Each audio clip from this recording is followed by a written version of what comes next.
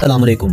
दोस्तों, वैसे तो बरे आज़म खुश्की के एक बहुत बड़े खित्ते को कहा जाता है। दो बरे आज़मों के दरमियान समुंदर हाइल होता है जो उन्हें एक दूसरे से जुदा करता है, लेकिन बरे आज़म एशिया और यूरोप मुख्तलिफ मुकामात पर एक दूसरे से जुड़े हुए हैं।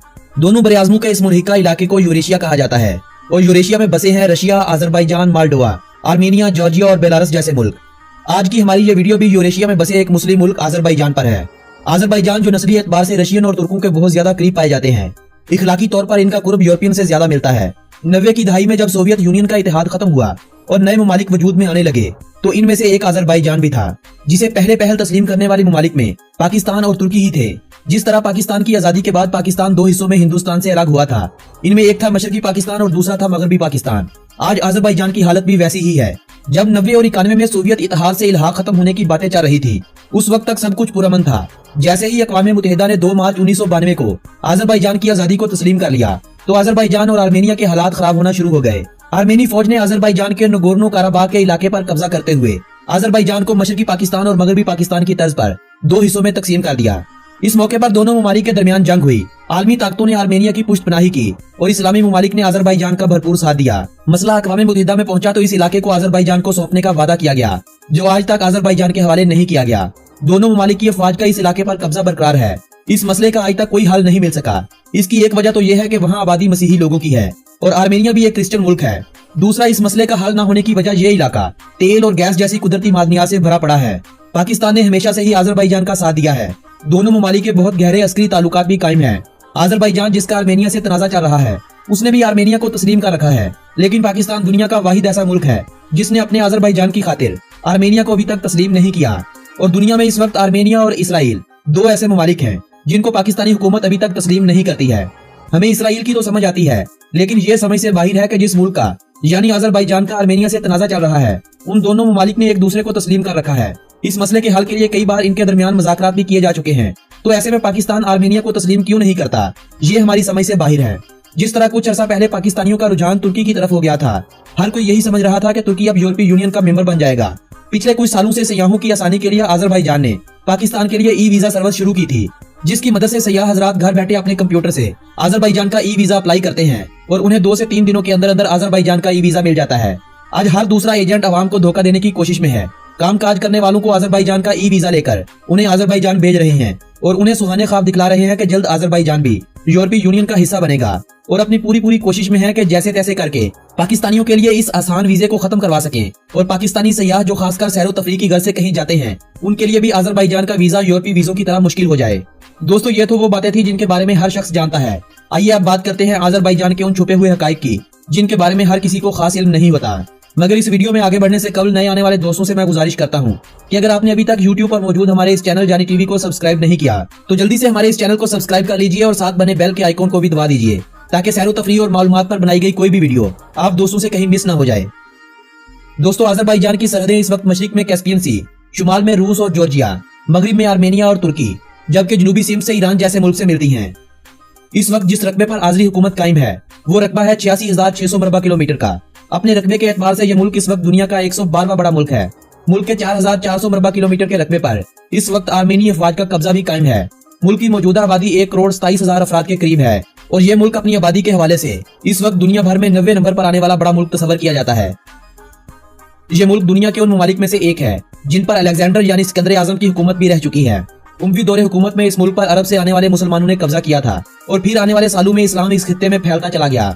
जब सल्तनत रूस का खात्मा हो रहा था तो अजरबैजान, आर्मेनिया और जॉर्जिया ने मिलकर एक रियासत कायम की, जिसका बहुत जल्द खात्मा भी हो गया। और 1918 में अजरबैजान ने तीनों ममालिक की इस मुल्हिका रियासत से अलहदगी इख्तियार करते हुए अपनी आजादी का ऐलान कर दिया। इस रियासत को दुनिया की पहली मुस्लिम पार्लिमानी रियासत होने का भी एजाज हासिल हुआ था। 1936 में अजरबैजान सोवियत यूनियन का दोबारा से हिस्सा बना और 1992 तक ये रूसियों के मोहताज ही रहे। आज अजरबैजान आजाद है। इनकी आजादी को आप इस मुल्क में पहुंचकर ही सही तरह से महसूस कर सकते हैं।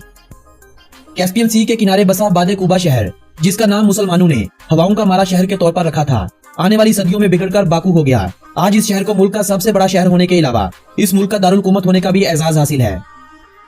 अजरबैजानी इस मुल्क की सरकारी जुबान है। यह जुबान तुर्की जुबान से निकली हुई एक शाख है। जिस तरह हिंदी बोलने वाले उर्दू को आसानी से समझ लेते हैं, वैसे ही तुर्किश बोलने वाले अजरबैजानी जुबान को आसानी से समझ लेते हैं। इसके अलावा मुल्क में दूसरी ज्यादा बोली जाने वाली जुबानों में जॉर्जियन, आर्मेनियन, रशियन और टर्किश जुबान अहम है। इसके अलावा दीगर दसियों जुबानें भी इस मुल्क में बोली जाती हैं, मगर इनके बोलने वालों की तादाद बहुत ही कम होती है। अजरबैजान के अगर मज़हब की बात की जाए तो मुल्क की 97.4% आबादी मुसलमान है। मुसलमानों में ज्यादा आबादी शिया और फिर सुन्नी मुसलमानों की है। मुसलमानों के अलावा इस मुल्क में 1.1% मसीही बरादरी भी मुकीम है। 1% ऐसे लोग हैं जिनका कोई भी दीन या मजहब से ताल्लुक नहीं है और ना ही ये अपना दीन मजहब वाज़ेह करना पसंद करते हैं। 0.5% में दूसरे मज़हब के लोग भी इस मुल्क में बसते हैं। इन दूसरे मज़हब के लोगों में यहूदी और बहायत के पैरोकारों की अक्सरियत ज्यादा है। इस मुल्क की तरक्की के पीछे इस मुल्क का तालीमी निजाम भी कार फरमा है। इस मुल्क का लिटरेसी रेट 99.5% है।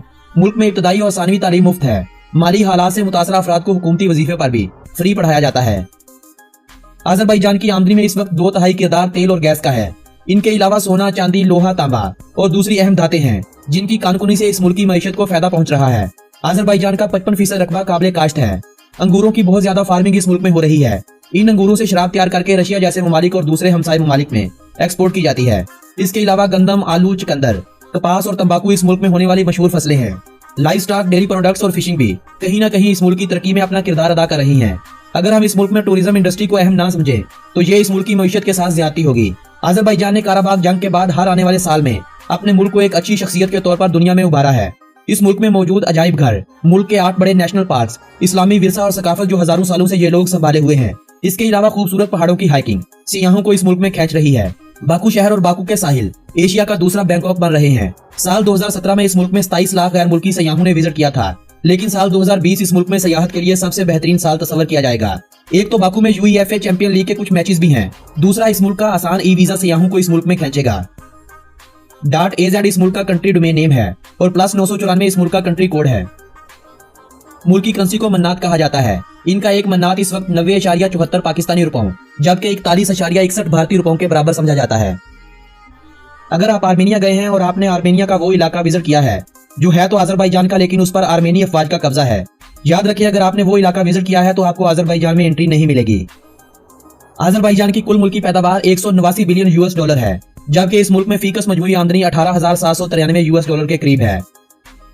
इस मुल्क में कुल बहने वाले दरियाओं की तादाद 8,359 है, जिनमें से 8,188 दरिया 25 किलोमीटर से भी छोटे हैं। मुल्क में 10 बड़ी झीलों के अलावा कुल झीलों की तादाद 450 से भी ज्यादा है। आज़री लोग पैनकेक बहुत ही शौक से खाते हैं। ये लोग चाय के साथ मीठा खाना बहुत ही पसंद करते हैं। चाय के साथ ये लोग मीठा जैम या शहद खासकर बहुत पसंद करते हैं। दिन में ये लोग 2 से 3 बार अगर चाय ना पिए तो इनका दिन नहीं गुजरता।